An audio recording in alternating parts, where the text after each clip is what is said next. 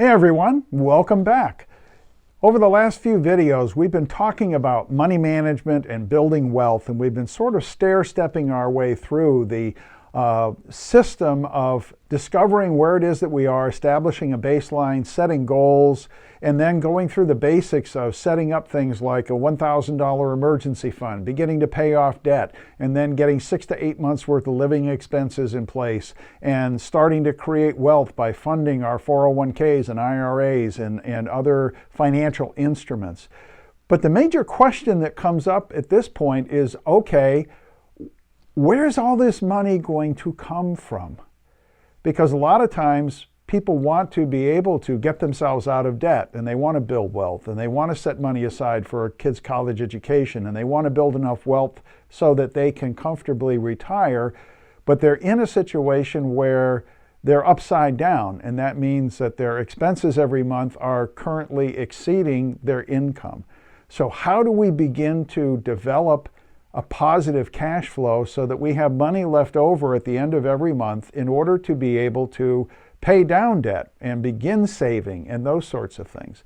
Well, I'm going to deal with that in 2 videos. This video we're going to talk about reducing expenses, and then in the next video we're going to be talking about increasing income. But let's jump in and have a discussion about reducing expenses. Most people have an opportunity to save quite a bit of money by reducing the amount of expenses that they have. But they don't see themselves as being able to do it because they've convinced themselves that they're living as inexpensively as they possibly can, and that's really not true. So step 1 in this process is being honest with ourselves. Stop rationalizing the expenses that you have. All right, they're expenses. They're not something that you're married to. So stop rationalizing and realize that if you're upside down, if you are not, if you don't have a good positive cash flow, or if the cash flow that you have is minimal, you're not entitled to all the expenses that you have. So you have to be doing something about it. And some of those things are easy, and some of those things are going to be a little bit more challenging. But the point of the whole thing is, in being honest with yourself, is to realize that nothing related to your expenses is going to change until you do. So we've already gone through the process in the assessment video that we did of capturing all of your expenses, and creating that exhaustive list and defining every expense that you have. So what do we have to do? We have to go back and we have to go through now line by line by line, one expense item at a time. And we have to ask ourselves questions like, what's it for? What am I spending this money for? Why do we have it? Is it something that we really need?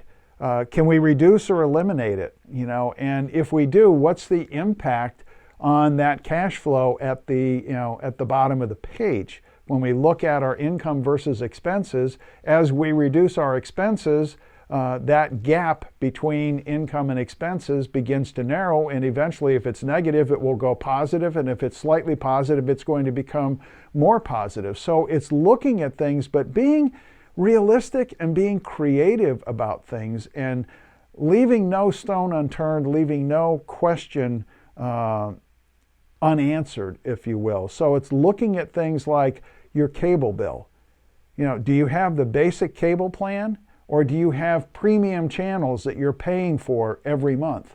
If so, you may not necessarily need to get rid of cable, but you can at least get rid of the premium channels. That's a nice to have, but it's not a necessity.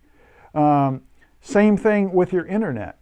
I coached one couple where they had the highest high-speed internet package in their house. And I said, well, why do you have that? I mean, are you streaming a lot of videos? Are you using Zoom for meetings? as part of your work and stuff like that. What's the deal? It's like, no, we just wanted to make sure that we had the highest speed available. It's like, well, gee, you could save yourself $50 a month, probably $600 a year if you just went back to the basic internet package, because if all you're doing is sending emails and watching the occasional YouTube video, you don't need a high-speed package. With this same couple, I helped them save another $35, $40 a month because I asked them, well, you have a cable modem coming into your house for your internet, and you have a wireless router that spreads the Wi-Fi around your house. Do you own those, or are you renting them from the cable company? And he said, no, we rent it from the cable company. And I said, well, do yourself a favor then. Go to Best Buy and buy a modem and a router. You can probably get the two of them for less than $150 and stop paying the cable company $40 a month to do that. You can save yourself money there. Things like your mortgage. Right now, mortgages are at insanely low interest rates.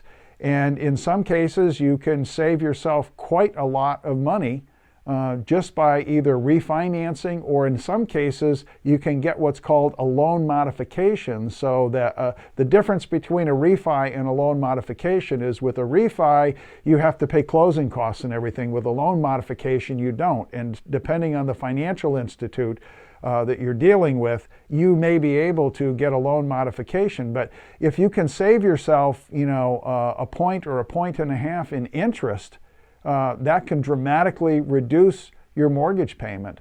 And so looking at things like that, looking at entertainment expenses, how much money do you spend eating out every month? And can you cut back on that by just simply cooking meals at home? Those sorts of things, you need to look at all of the possibilities. Some of them are easy, some of them are more difficult. As an example, if you've trimmed your expenses back and you still need more to create a positive cash flow, maybe you need to look at that automobile that you have, because if you're driving a $40,000 car and you still have a $30,000 loan on it, maybe the thing you need to do is sell that car, pay off the loan, and then buy yourself a 5 or a 6-year-old car that'll get you by in the meantime. But if you can drop that car payment completely, that will help generate income. So you need to take the time to go through line by line by line by line and look at your expenses and see what you can do to either dramatically reduce or completely eliminate those expenses. And let me give you a quick story here to illustrate what I'm talking about. A number of years ago, when I was still working in corporate America, I worked for a company for about 3.5 years, and at the end of that time period, we were bought out by another company. And as the new company took over, it was coming toward the end of the calendar year. It was like the middle of November, and I was meeting with the chief financial officer of the new company, and I sat with him and I said, Lee, we're midway through November. January 1st ticks off our new fiscal year. What are we doing as far as budgets and things like that? And he said something strange to me. He looked at me and he said, Gary, we don't have budgets. And I said, what do you mean? Because that was strange to me. And he said, well, let me give you an example. He said, let's say that you have a line item in your budget for $10,000. And that $10,000 has to last you all year for that particular line item. If at the end of the year, you've only spent $7,500, you'd be patting yourself on the back thinking that you did a good job because you underspent your budget by $2,500, right? And I said, well, yeah, that's probably true. And he said, but understand this, just because you underspent your budget by $2,500 doesn't mean that you operated that line item in your budget at the lowest possible cost, does it? And I said, no, I'd have to agree with you on that. And he said, so here's what we do in our company. He said, we don't have budgets, but we ask our employees to ask 2 critical questions when they're considering a purchase. The first question is, do you really, really, really, really, really, really, really, really have to have it? And if the answer to that question is no, don't buy it. The second question is, if the answer to question number 1, do I really, really, really, really, really have to have it, is yes, have you gotten the best combination of value and price when you buy it? And he said, if everybody in this organization will ask themselves those questions when they're ready to purchase anything, we will automatically operate our business at the lowest possible cost. And my friends, it works in business and it will work in your personal finances. So as you're going through your list of expenses, ask yourself those two questions. One, do I really, really, really, really, really have to have it? And if not, get rid of it.